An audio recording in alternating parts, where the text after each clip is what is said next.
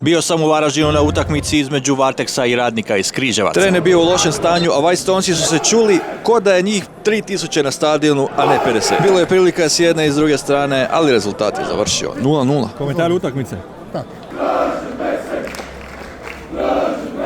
Lijep pozdrav iz prohladnog Varaždina. Da, tu smo lagano. Varteks domaća utakmica igra na stadionu Sloboda u Varaždinu. Dobar dan gospodine, gdje je tu ulaze? Mi ne znamo.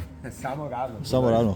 Hvala. Ovo je utakmica zadnjeg 15. kola ili ti zaostala utakmica koja se nije odigrala zbog loših vremenskih uvjeta. A nije ni danas teren u savršenom stanju.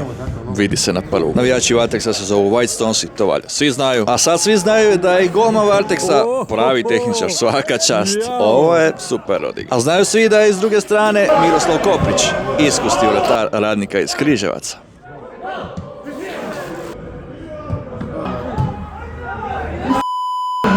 Vidjeli smo kad smo vidjeli rezultat na poluvremenu 0:0. Vrijeme je za grijanje i sokić, barem ja. Rezultat će biti 0:2. Pazi kaj sam ti rekao. Uvijek sam loš prognozer, uvijek. Vito, nije baš neka sparina, a nije? Ovo je gospodin Tabać i razlijal je pivu. Aj, Tabać, stivil sam ovo, jebem mu sve. A vidi ovo dodavanje igrača Radnika iz Križevaca, svaka čast. Ne znam kak se igrač zove, tražio sam, nisam uspio saznat, ali svaka čast.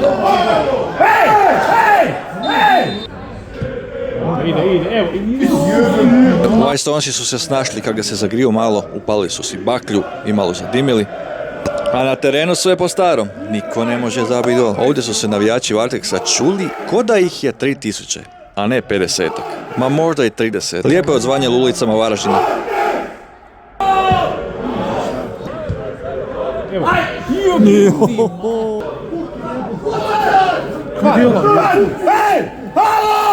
Komentar utakmice. Tak, baš smo igrali nekak, teren je jako težak pa je bilo lila za odigrati, ali mi smo bili puno bolji prvo poluvreme, oni malo bolji drugo poluvreme, ali sve skupa Rezultat ovaj tam. X je realan. 0:0. Polusezona je završila, Radnik Križevci je na 6. mjestu sa 26 bodova, a Varteks na 11. sa 20 bodova. I to je bilo to. Bili vidli, bilo prilika. Kaj tu je? Rezultat 0:0. Pozdrav.